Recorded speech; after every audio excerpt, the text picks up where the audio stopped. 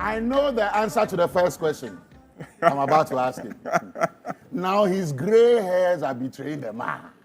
He was comfortably 50 years for the last, 5 decades. You said 400 years. I had to, when you're closer, I reduce it. He turned 70 a few weeks ago, and it was an amazing celebration. You should have been there to see, but of course it was invites only, and I wasn't invited, so I'm relying on social media commentary. Hello? Yes, Baran Kelebu, we are proud of you. Congratulations, clocking 70, still very fit, looking this strong. Yes. Yeah. The last time I asked him what kept him young, I had a whole lecture. So today I reserve that question for much later on. Okay. Why do you keep doing the things you do? Because I can. And because I love to do them. Wow. So I have been fortunate that my passion, the thing that bring me pleasure, and my work came together. Wow. 7 things life has taught you at 70. Number 1, don't lie to a woman. Don't Lie to a woman. You won't get please away with explain it. why you are rating them in that order too. No, there's no other. I didn't know you asked me this question, so I'm just reading the one to you. Accepted, sir. So don't lie to a woman. Number 2, you can do more. No matter what it is you think you are doing now, there's so much more you can do. We are all much more capable of much more than we think. Wow. We are capable. You deserve better. We settle for less in Ghana. You know, no, you deserve better. And that is why my programs will never start late. Because my patrons deserve better. That's right. And so if I say I'm starting at 4, I am starting at 4. You've done that consistently for years. Yes, for 400 years, according to you. Okay. Number 4. Nobody owes you anything. Nobody owes you anything. And so take responsibility for yourself. In Ghana, we like to blame people. And we like to be dependent upon people. Nobody owes you anything. So get up, see what you can do, and do it. Number 5, it's about the little things. Joe, it doesn't take much to put a smile on someone's face. It's about the little things. And so major in the little things. In the thing you can do to make somebody happy now, today. That's right. Instead of waiting till you can buy the person a car. Why don't you just go and say, I'm checking on you, how are you doing? Or that, oh, I enjoyed your show. It makes your day, you know? So it's about the little things. I love that. So I went searching. I mean, when you clocked 70, one of the things I did, even though I wasn't there physically, I asked around the office, random people who've been And it would have been a lot of physical. I know. No, because when you enter any environment, you transform it. You set it on fire. That's why they hid the invite from me. That's okay. Yes. No, we didn't have fire extinguishers. So I went searching, sniffing around, asking my questions. These are rumors I gathered from folks who have worked with you before. Okay. Some who are still working with you, Roverman. First off, before I go into that, I want to know, what is it about the Roverman culture? It seems everyone, whether current or past or they seem to have this thing about them, especially discipline and focus. Yes. These are just 2 things I've picked as an outsider. Yes. What is it about Roverman Productions that makes it stand out or is giving it the blood, the lifeline, the success to survive all these years? It's about the personal culture of the leader. People will become who their leaders are. And that's why you have to choose your leaders carefully. You will become your leader. If you are not even careful, you begin to even dress and speak like him. So in Ghana, I can tell which church anybody goes to by the way the person dresses and talks. What? Angelo. Angelo. Yes, sir.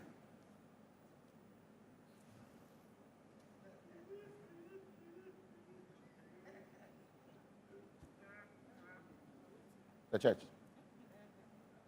I should get the church you go to. Yes, please. Ura Soja Mache.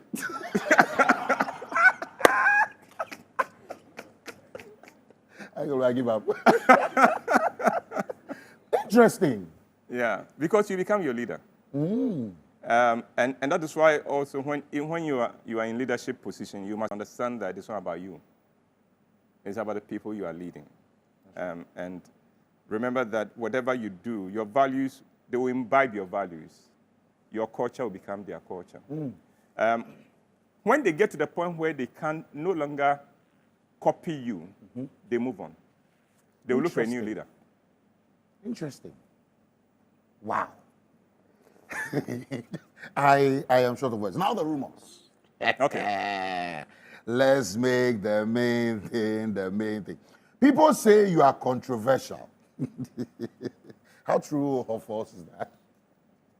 It depends on what you mean by controversial, isn't it? Okay.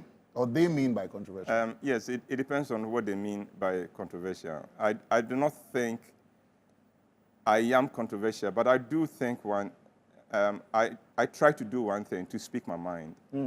If you are dealing with me, you will get honesty from me. No matter who is involved? Yes, it doesn't matter. You will get honesty from me. And unfortunately, in this nation, so then maybe to that extent, people can switch on you. Those lovers can switch on you right now. Yes. And also, Joe, when you are an original thinker, you also become controversial. Because you see, everybody is going this way. And then why are we going this way? No, I think this would be a better way. Then for the people going this way, you are controversial. Why wouldn't you just go along with it? And no, I think there is so much joy in thinking original thoughts that I don't see why you should let others dictate what thoughts you should have. Interesting. Next. They say he has a room full of stories where he goes to pick up stories for his plays. Is that true? Give me the key. No. You now want the key to those rooms? Oh, yeah. I would need a key to that room. Where do you get your stories from? Life has abundance of stories. And also, if you have the calling of a writer, everything could be a story in the making. Everything could be the story in the making. So you meet somebody, you come upon a situation, you hear a phrase, and it sparks something. It sparks something. And you read a book, you watch something, and then immediately, oh, this story, why was it ended this way? What if this story is told from the point of view of another person? So, no, I wish. So if anyone, this is national TV. Yes. If anyone knows where the room is and you have the key, please bring it to me. I will need it badly. That's right. Also, in connection to the stories, they say Uncle Ebu doesn't do his casting physically, but hears from God first about who he has to cast and whatnot. No. You think God speaks like that? I was shocked when I saw this or heard this myself. But you're also a very spiritual man, so I didn't want to. Or maybe religious. Yeah, but you see, and I am afraid of any spiritual person who operates as if he has God in his pocket.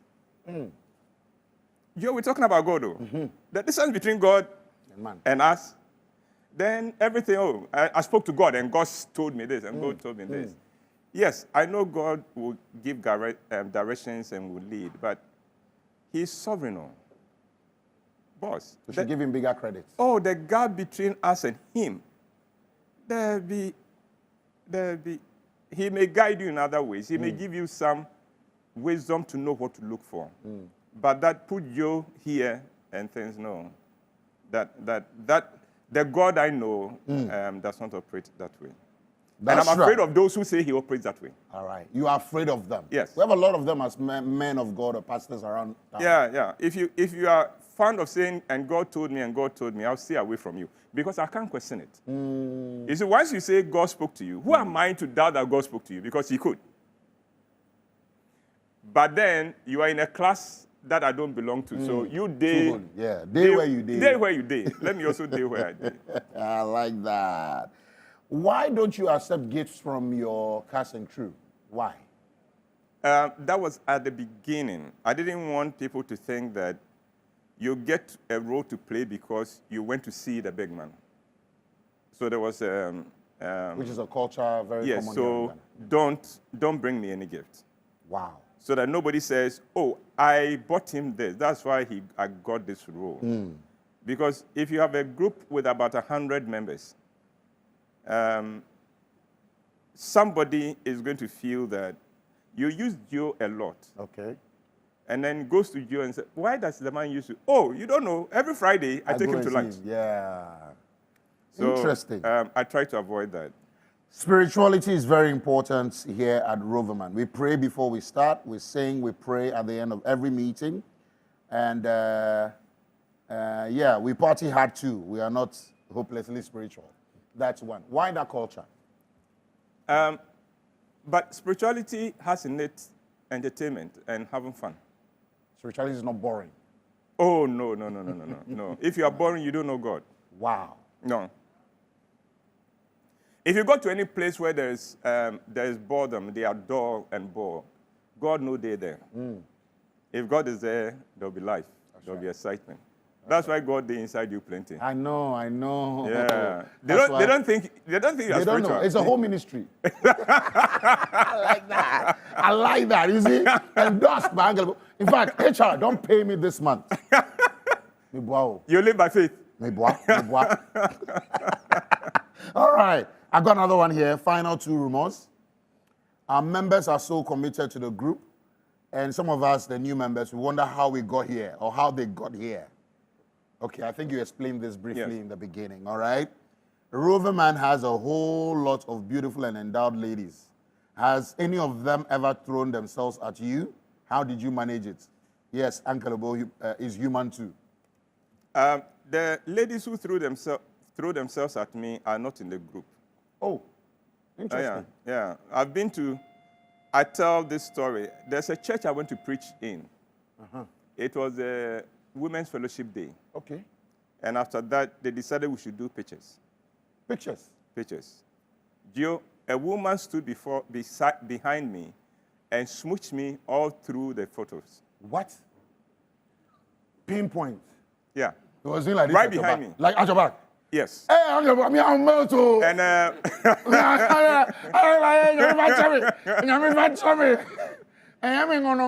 no, I didn't even look at her. Interesting. In church.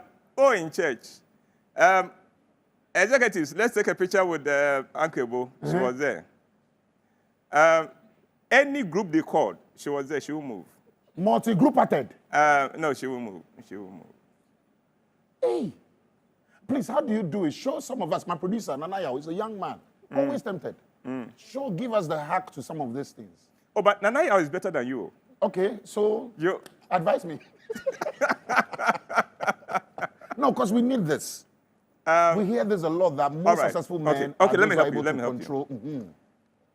I think my life was transformed as far as sexuality is concerned. My life was transformed when I realized that we've got certain things wrong. Okay. When a man sleeps with a woman, he tells his friends, "Oh, I finish him." I clap. But if you know who finished who, you will lower your voice. You'll stop. You will not talk. In any sexual encounter, the winner is not the man. Really? It's the woman. No matter how many hours of endurance. Oh, the winner is not the man. The man, all you did was to give. You gave your energy, you gave your reputation, you gave opportunities. Yes. You gave all kinds of things. Yes. The woman. Is that why men sleep just faster after the act? Is that why? Men sleep right after the act? Oh, no. Men generally will love to sleep. That's why they call it dada. Yeah, dada. So, we don't need that to sleep. Wow. We don't need that to sleep. But yes, I think that when you understand that there's the need for you to respect yourself, then you understand this thing can bring you down. That's right. It can make you lose your respect and reputation like nothing else. And so, be careful. Be careful. And this is an advice. An older friend of mine told me this. He told me this. He said, when you go to the forest and you find a table laid, walk away because you don't know why the table is there. You're probably for dinner. So you are the prey. you meet a beautiful girl, well-dressed, especially you come to TV3 and you see beautiful girls. And then you are coming. You are coming to be a guest on Giovanni's program. Yeah. And then you think you are the man. You've seen a beautiful, you are the only one who knows a beautiful girl. There are men here. There are men here. Team castrated. So you come. We're not even rap. Male genital mutilation. And you must also know that what makes us beautiful has been paid for by someone. True. Beauty doesn't just happen. No matter how beautiful a girl is, many here no. Beauty the beko. Sir. Okay, but you seem to know women, and that's my final rumor. You seem to know women a lot. Sometimes the men who come to your shows, they feel like you're speaking for the women. Because there are always hidden messages in there for homes, making homes a happy one, marriages, perfect marriage. You seem to have the hack all for these women. Men, what have we done to you? I'm a man. Am I not? Yes. Yes. We are simple. Joe, we are simple. You and I. And I think in this country, nobody has taught men women. Really? The differences between men and women is huge. It's a very huge difference. But Ghana typically expects that we will know, we would understand. That's right. And that is why we mess up a lot. A lot of the times when we hurt the women in our lives, we don't do it knowingly. Okay. And sometimes we are shocked that they are offended. We are shocked that they are hurt. So when your woman says, we need to talk, sometimes you are baffled. Yeah. And then she begins to talk about the issues. Exactly? And you go, Ray, it's because we don't understand. And my mission is to help men understand women. So we would do a better job of loving them. That's beautiful. Oh, come on, round of applause, ladies and gentlemen. Thank you so much. We have international playwright, Uncle Whyte, the father, very important. And I'm going to be asking some of these questions. Uncle Whyte, on your take on, then Okay. I'll raise the topic and then you go on. So, Uncle Whyte on Gen Zs. I laugh at them. Gen Zs? Oh, I laugh at them. Because you see, they added Z to generation, which means they are the last generation. They are live bad. There will be generations after them. 20 years from now, they would realize that, yeah. We'll probably start all over again. Oh, okay. But then it is their time. Their life is very different because of social media. The world I grew in is not the world they are growing in. The temptations I had, it's not the temptations they have. In all my same days, in all my youth, from primary to university, I encountered porn only once, one afternoon. In secondary school, when a friend, a mate of mine, brought an old magazine of the Big Brother to the class. And porn. Do you understand me? In my whole youth, once, that afternoon. And even that one, you had to be in his good books before he will allow you. Small. Yeah. Today, on our phone. Yeah. They even act it. If they can't have access to it, they act it.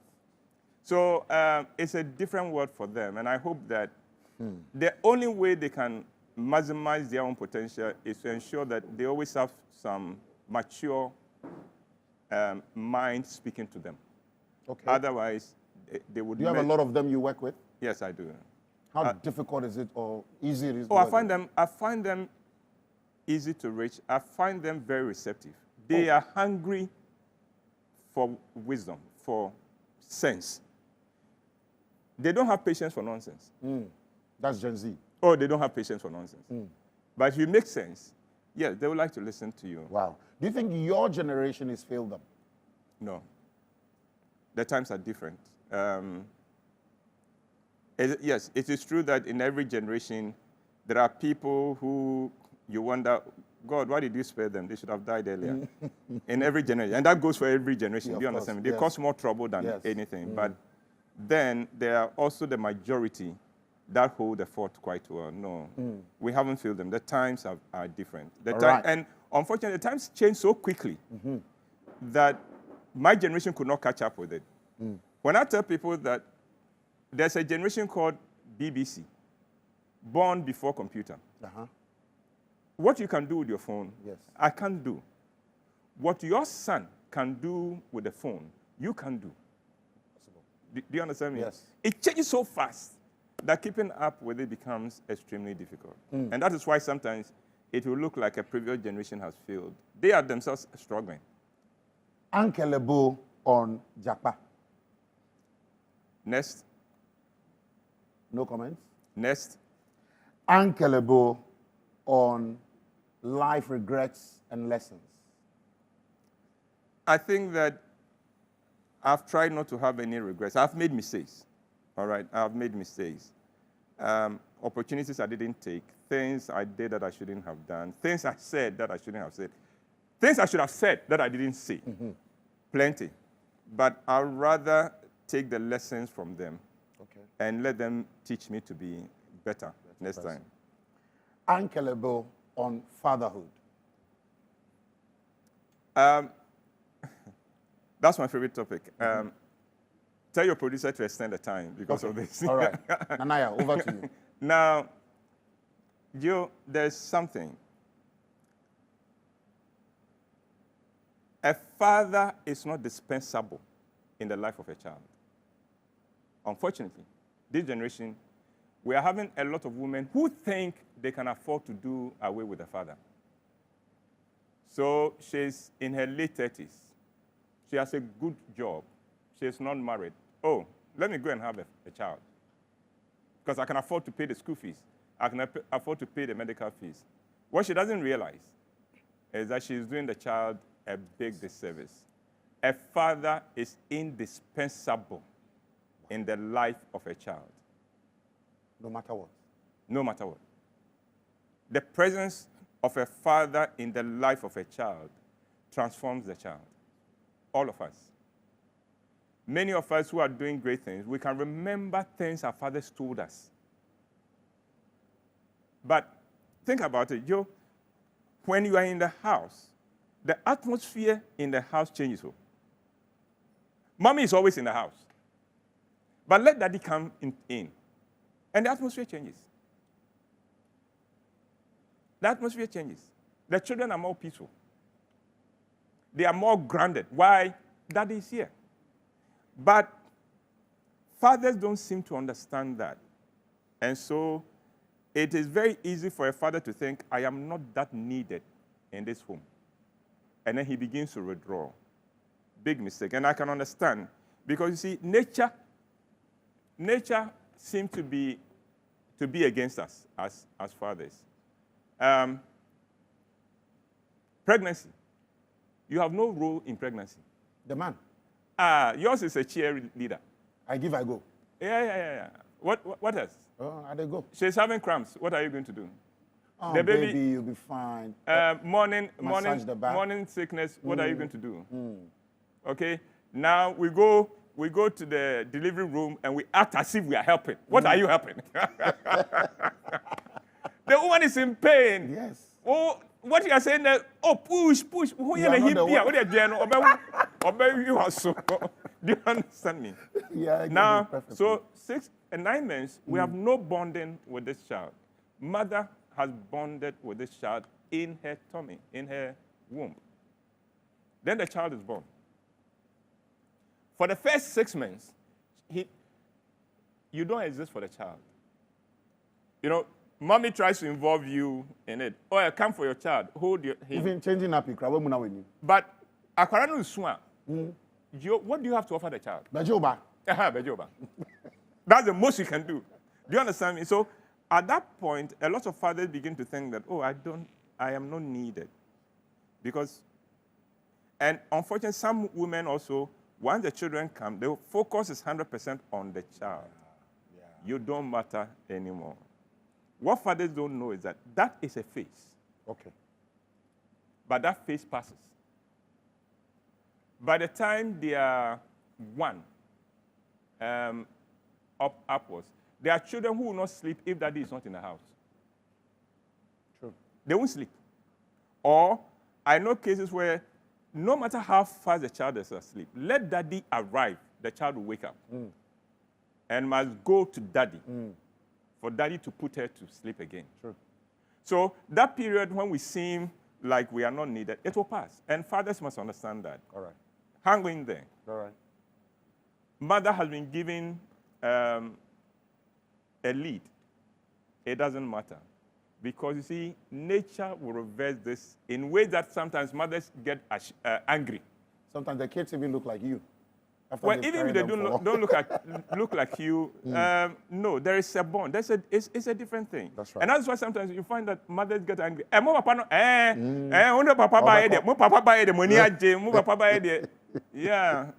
mama, wow. Yeah, daddy abba into the change. Wow. So daddy, fatherhood is indispensable. So even fathers feel like they're not celebrated on Father's Day and all those things, those are just a Oh, drop in the ocean. no father feels that way because fathers, actually, we don't care. You see, It is true. mother can call you on Mother's Day and put you to shame that you haven't called her. It's true. Joe, and today Mother's Day won't frame me. You're okay. Your father is not going to call you. You know, mothers can always blackmail you with, how I struggle. What will be your boast? Me, my own cry, them, me, who me to say, hey, me push you. To say TV3 logo. Eh? But this are very, oh, come on, give it up, ladies and gentlemen. Because we have more women here, I'm not clapping. Okay. But these are very, very profound statements, Uncle Ebo. Uncle Ebo on entrepreneurship or hacks to succeed. Start small. Start small. Start small. Don't wait till it is big. Start small. A lot of the companies we celebrate today started very small. Very, very small. Start small. Start with what you have. That's right. And remember that character is capital. Character Is capital. is capital. Is capital. If the people who deal with you come to rely on you, they are prepared to take risk on you. Wow. So start small. Remember, character is capital. And then, once you get into business, let it be your life. In Ghana, we have these tendencies where people start their business, and then when God blesses the business, they become big men and big madam.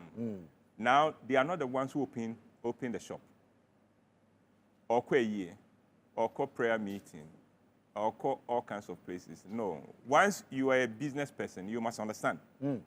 A year, you have no time for a year. Send it sikano. Because that's our culture. In our culture, we send it sikano waba. So why shut your shop or leave your shop with your sales assistant for 4 days, for a week? Add me auntie, ekunu ewu, into ye 2 coin. No. That's not business. That's not an entrepreneur. Entrepreneur does not do that. So how much do they need? Send it. Stay here. Make some more money. Wow. One of my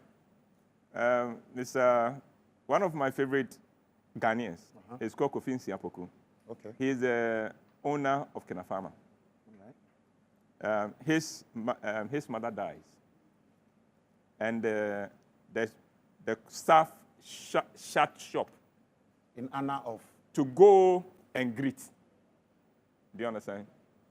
And they get there, and Kofi sees them and says, what are you doing here? So, who is handling the shop? Make a time, maybe a minute. No, yes. Wow. And they were shocked. How are we going to pay for the funeral? Very important, too. I love that. No, so I think people, Ghanaians must understand. And because sometimes we mismanage our businesses and then we say, for. No. Family members. You haven't given a business deserves 100% attention. Let everybody understand that. That's right. A year mean to me, but Missy Kabeba. That's right. Final two, unkillable on mental health. In Ghana, we don't know what it is. and we don't appreciate it. And so we do things to make it worse. Let me give you a typical example. A woman loses her husband. What does the man's family do? They come and make life even more bitter for her. First comes the accusation that Wekuno. Then comes trying to loot. Then comes the widowhood rights, which are meant to make you even more miserable. It doesn't occur to us that, oh, this woman has lost her best friend, her lover, the father of her children, her protector, and everything. She's lost everything in that man. And so let's be supportive of her. No, we don't do that. We go at her, and we try to make her as miserable as possible. And that is typically Ghanaian. We don't understand mental health issues. And because of that, the average Ghanaian is a mental patient who is not on admission. Yes. Wow. And that is why. Have you seen road rage? Sometimes it doesn't make sense. Yes. Because and yet road rage, you know. And yet what happened on the road? And a brush, you know, with no support. How do you stay sane in everything life throws at you, Uncle Ebo? Personally? It will pass. That's what you tell yourself? Oh, it will pass. When was the last time you cried? Yesterday. You cried? Yes. And I was watching a clip on YouTube, and I was moved. Wow. So I had to wipe tears. You get to that point too? Oh, yes, I get emotional. If it's beautiful, I'll get emotional. If it was wonderful, I'll get emotional. If it is very creative, I'll get emotional. And so it all goes into the crying, isn't it? Right. Yeah. That's right. But I haven't cried the kind of crying that you do. I don't. When Amina lets you down. I don't cry. Never had a broken heart. Never. Good for you. You are blessed. Yeah, Eh? My ministry is to make others happy. Yeah. I cry for movies though. Yeah. I'm also moved by movies sometimes. Yeah, yes. sometimes. Yeah. When I see, well. And then I'm a counselor, and sometimes people come to you. They tell your stories. I don't cry in their presence. Okay. Because in their presence, I must be strong for them. That's right. But when they are gone and I'm praying for them, wow, I am moved to tears. Because some of the things that are thrown at you as a counselor are too heavy. So they offload it on you and go away. Light. They are lighter now. But you now have it. And the thing with counseling is that you can't also share it with anybody. True. It's in you. It's with you. What are some of the common things you get to hear in behind these closed doors? Especially with marriages these days. Marriages are major, but the basic problem that runs through it, women marry men as if they are married to women. Men marry women as if they are married to men. Can you explain? Me and you, men, hopefully, I know I'm a man. I am. I am. I am. If we have an issue, and we can have serious disagreement. That's right. The next time I come in and say, Gio, how? And you say, fine, yeah, boom. Do you understand me? We will not sit down to discuss the issue. The issue is gone. That's right. That is men. Okay. Do that to a woman, and you are asking for trouble. Offend a woman, and it doesn't matter what you do. Buy her a car after offending her. Take her on a trip after offending her. The issue is still pending until you come and open your big mouth and say, Era, the way I spoke to you this morning was not right. I am sorry, forgive me. That is when the issue now can be handled. Interesting. And even that one, your apology does not end it. You know, after you have apologized, then every woman becomes a historian when she's offended. True. Then she will have to tell you, 4 years ago. 92, 2 p.m. 2 p.m. 30 Then seconds. 30 seconds. Yeah. The Kaipa. Son now, yeah. So Interesting. if a woman thinks that she's married, a married woman operates as if she's living with another woman, she'll get it wrong. Holding on to grudges and all. Yes, because in some kind of women are very deliberate. Women are very deliberate. We are not, and they don't accept that one. They can multitask. We can multitask. True. And they can accept that. So that is what I mean. If you live with a woman as if you are living with a man, and a woman lives with a man as if is living with a woman, it doesn't work. And unfortunately, when a woman is hurt in her marriage, what does she do? She goes to her girlfriend.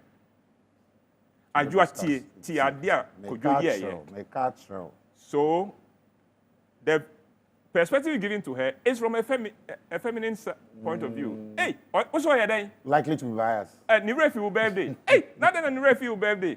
Listen, on not any birthday ni refi.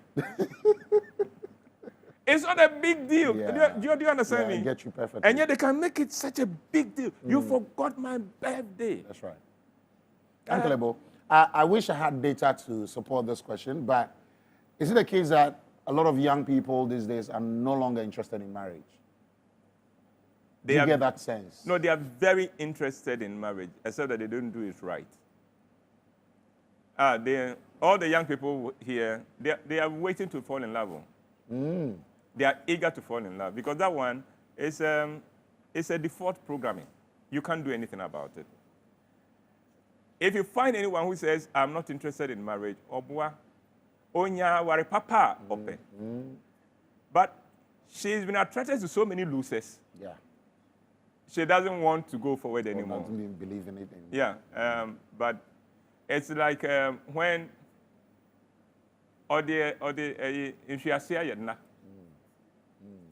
you know, that is what it is. But no, marriage, falling in love will never go out of fashion. That's right. It will never go out of fashion. Right. We will continue to fall in love. Come on, a round of applause, ladies and gentlemen. Still locked on Showbiz. Before our break, we want to hear from you. I mean, your latest project you're working on, and also your counseling. I want to know the office hours. I want you to invite us. I want to come for counseling through an open invitation to all of us, so we come through because I think you're a gift to the nation, and we better start tapping from you. I wanted to ask where you see yourself in 50 years, but 50 years has my stretching. My stretching angle. 50 years. At 70, what do 50 years then? Just add 20, and where I see myself in the next 20. Okay. In the next 20 years, what do you see? In the next 20 years. In the next 20 years, I think that in terms of publications, it should be everywhere. In the school system, everywhere. In terms of productions, it will be every evening, every night. Wow. Not weekends. Every night? Every night.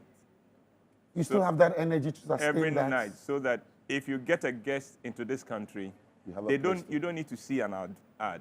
You know, oh, there is a place where we can go and take in a good. It's done elsewhere. Yeah, it's done elsewhere. Yeah. So why not here? We can do that. And 20 years from now, I think I'll be pampering your grandchildren. I love that. They would enjoy your company.